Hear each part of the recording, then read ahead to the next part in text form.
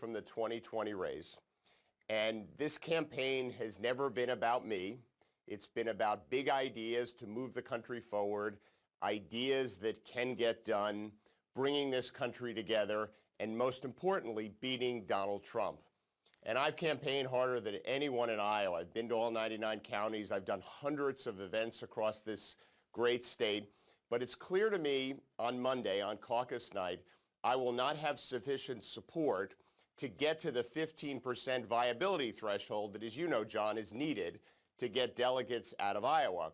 But my support is sufficient enough to take from other more moderate candidates.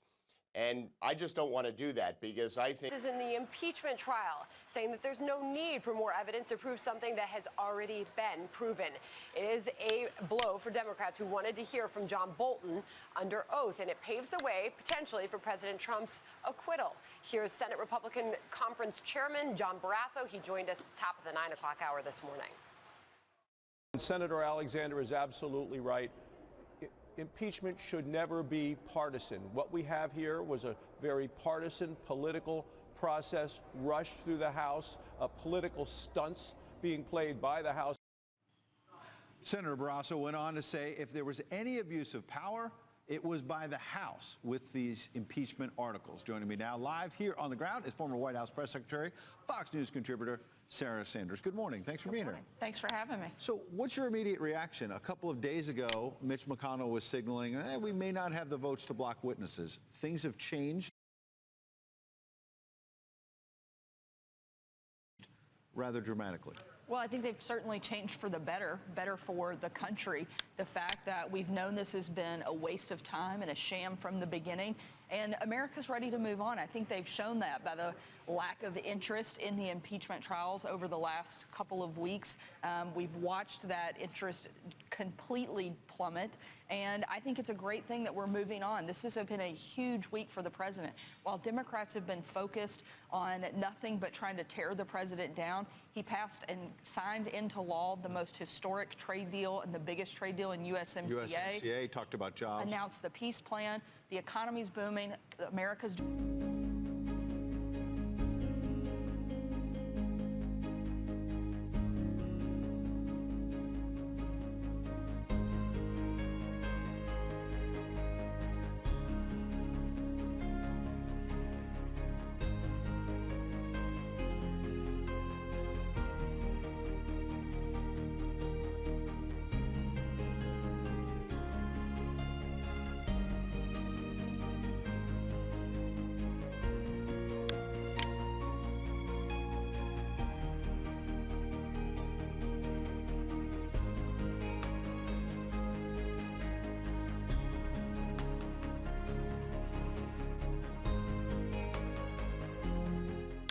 With a death toll exceeding 200. Kim Mogan brings us the updates.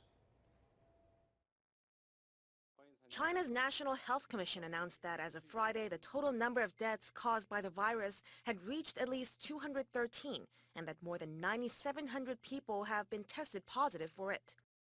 It was an increase from the previous day of at least 43 deaths and nearly 2,000 new infections, the most of either figure yet recorded in a single day. Cases have been reported in all parts of China, but Hubei province, the epicenter of the outbreak, had by far the highest number of deaths as of Friday at 204. Outside of China, more than 130 confirmed cases of the coronavirus have been reported in more than 20 countries and territories, but no deaths have been reported so far. Nearby Hong Kong has confirmed 10 cases so far, with all the patients reported to have spent time in Wuhan. Hong Kong temporarily closed some of its borders with China and stopped issuing travel permits to mainland tourists. Macau has also confirmed at least 7 cases, leading to an entry ban on non-residents who've been to Hubei in the past 2 weeks. Japan saw an additional 3 confirmed cases on Thursday, raising the total figure to 14 and making it, along with Thailand, the country with the second highest number of infections. Prime Minister Shinzo Abe announced that foreign visitors confirmed to be infected will be barred from entry to its territory. The United States, meanwhile, confirmed on Thursday local time its first incident of human-to-human transmission, bringing the total number of infected to 6. That patient is the husband of an infected woman who had traveled to China. France, which was the first country in Europe to confirm an infection, also reported its 6th case on Thursday. The UK saw its first report of confirmed patients on Friday. 2 people have tested positive for the coronavirus. The 2 are said to be members of the same family and are receiving special government medical care. Meanwhile, China's foreign ministry announced plans to send charter planes to bring back Hubei residents staying overseas, many of whom find themselves stranded. The ministry explained that the move is aimed at easing difficulties for them. Reports show that some 100,000 Chinese nationals from Wuhan headed overseas in the past month. Kim Mo-kyan, Arirang News.